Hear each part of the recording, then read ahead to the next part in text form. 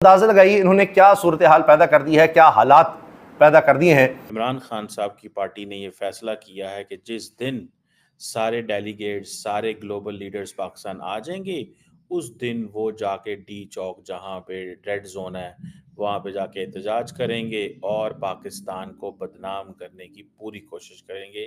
और जिस तरह से लोगों पर तशद्दुद किया जा रहा है वो वीडियोस में आपको दिखा नहीं सकता, क्योंकि पॉलिसी ऐसी है कि तशद्दुद जो है वो आप यूट्यूब पर नहीं दिखा सकते।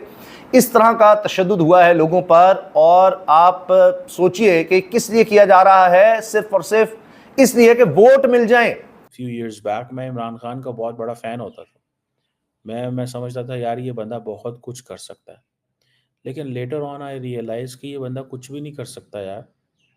उसकी वजह एंड लॉजिक मैं बता देता हूँ। वजह एंड लॉजिक ये है कि ये बंदा अपने अलावा कुछ सोचता ही नहीं है। तो आज इस्लामाबाद की घेराबंदी करने की पूरी प्लानिंग हो गई है। इस्लामाबाद को कैसे तहस नहस करना है, पूरी प्लानिंग इमरान खान पीटीआई ने बना ली है।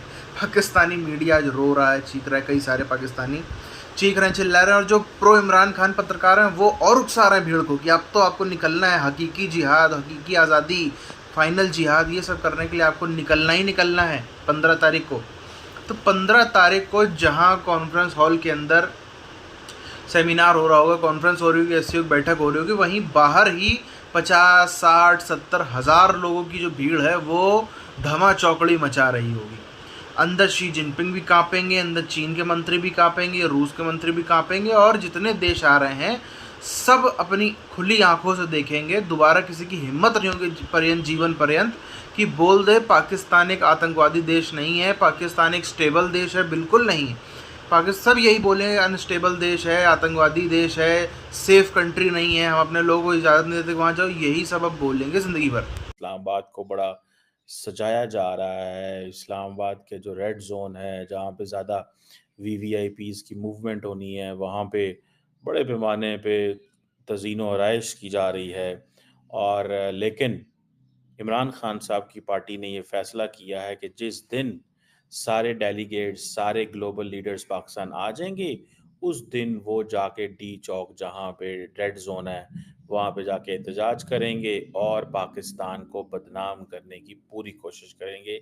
मतलब कि हम हुकूमत को वहाँ हिट करेंगे जहाँ हुकूमत को तकलीफ़ हो, और वो तकलीफ़ तब होगी कि जब आपके पास एससीओ के लीडर्स बैठे होंगे और बाहर हम प्रोटेस्ट कर रहे होंगे और पुलिस हमें मैनेज कर रही होगी और लड़ाई होगी, पकड़-दकड़ होगी, मीडिया की अटेंशन हमारी तरफ होगी और हम बैरूनी दुनिया को ये बताने में कामयाब हो जाएँगे, देखो पाकिस्तान के अंदर क्या हो रहा है। असल में पाकिस्तान की जगहंसाई और पाकिस्तान की बदनामी करने के लिए this is what they are saying. ठीक है? अब इमरान खान की पार्टी का बयान क्या है? वो कहते हैं जी कि हमारे लीडर तक हमें एक्सेस दी जाए। अच्छा, माज़ी में भी लीडर पकड़े जाते थे, लेकिन कभी ऐसे नहीं हुआ था कि उनको डेली बेसिस पे एक्सेस दी जाए और उनको जनाब सुबह, दोपहर, शाम फैमिली जा रही है, दोस्त मिलने जा रहे हैं, वकील जा रहे हैं, मीडिया जा रहा है, अंदर जा रहा है। इमरान खान ने तो अंदर पैरेलल हुकूमत बनाई हुई है जेल के अंदर। जनाब शहबाज शरीफ और काबीना की दौड़ें लगी हुई हैं और भाग रहे हैं कि तहरीक इंसाफ ने फिर 15 तारीख की कॉल दे दी है, क्या करें, किधर जाएं, मसला बन गया है, और ख़ुद जाकर इंतजामात देख रहे हैं। वज़ीर-ए-आज़म शहबाज शरीफ का वज़ीर दाखिला मोहसिन नकवी दीगर के हमरा रात गए वफाकी दारुल हुकूमत का दौरा, एससीओ के इंतजाम का जायज़ा, वज़ीर-ए-आज़म का सरबराहान ममलकत आलमी रहनुमाओं की सिक्योरिटी के सख्त इंतजाम की हिदायत। और आप ये देखें कि अब ये एक इम्तिहान है। 15 को अगर तहरीक इंसाफ आती है और दोबारा डी चौक की तरफ कोशिश करते हैं तो ये तहरीक इंसाफ के लिए भी और हुकूमत के लिए भी एक बहुत बड़ा इम्तिहान होगा। और जिस तरह से लोगों पर तशद्दुद किया जा रहा है वो वीडियोस में आपको दिखा नहीं सकता, क्योंकि पॉलिसी ऐसी है कि तशद्दुद जो है वो आप यूट्यूब पर नहीं दिखा सकते। इस तरह का तशद्दुद हुआ है लोगों पर, और आप सोचिए कि किस लिए किया जा रहा है, सिर्फ और सिर्फ इसलिए कि वोट मिल जाए। लोग इधर उधर हुए हैं, वोट क्यों नहीं दे रहे, ज़मीर क्यों नहीं बेच रहे, हमें क्यों नहीं वोट दे रहे। हामिद मीर साहब ने सबूतों के साथ इस पर एक्स पर पोस्ट डाली है, वीडियो भी डाली है। ऑफर है, अरबों रुपए के डेवलपमेंट फंड्स की ऑफर है, और फिर भी लोग नहीं छोड़कर जा रहे। मारा जा रहा है, लापता किया जा रहा है, कारोबार बंद किए जा रहे हैं, तबाह किए जा रहे हैं, घरों से लोगों को उठाया जा रहा है, हर वक्त दहशत है, तशद्दुद है, लेकिन लोग नहीं टूट रहे। सोचिए जरा, कभी पाकिस्तान की तारीख में ही नहीं हुआ।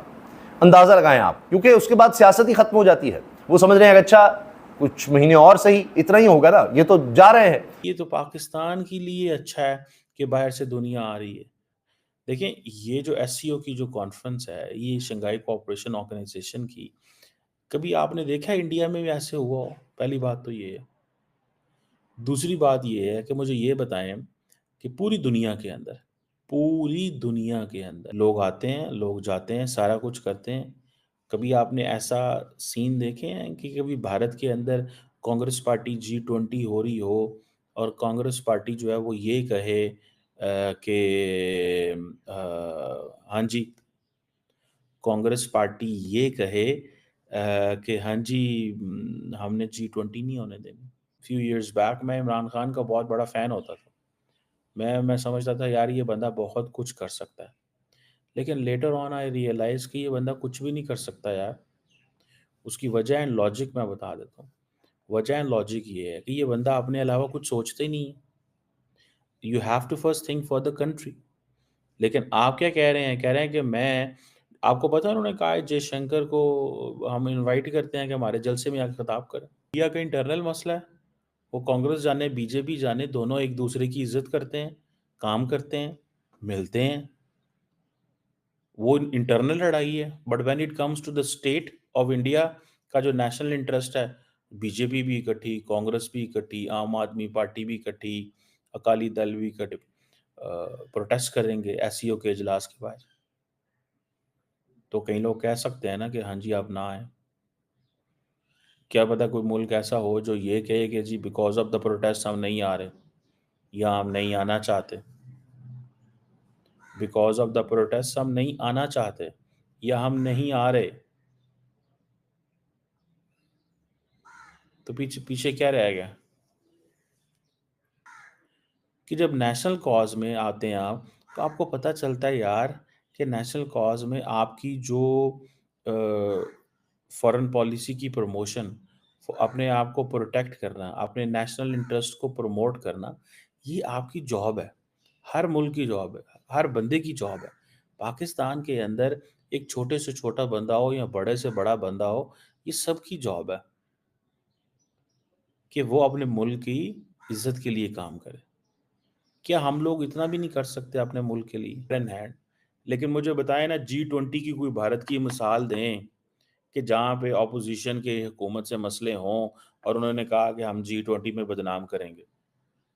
अब मुझे याद है कि बहुत इंडिया ने G20 पे बड़ी इन्वेस्टमेंट की, बड़ी इन्वेस्टमेंट। तो आप सबने वो लोकगीत सुना होगा, बम बम बोल रहा है काशी।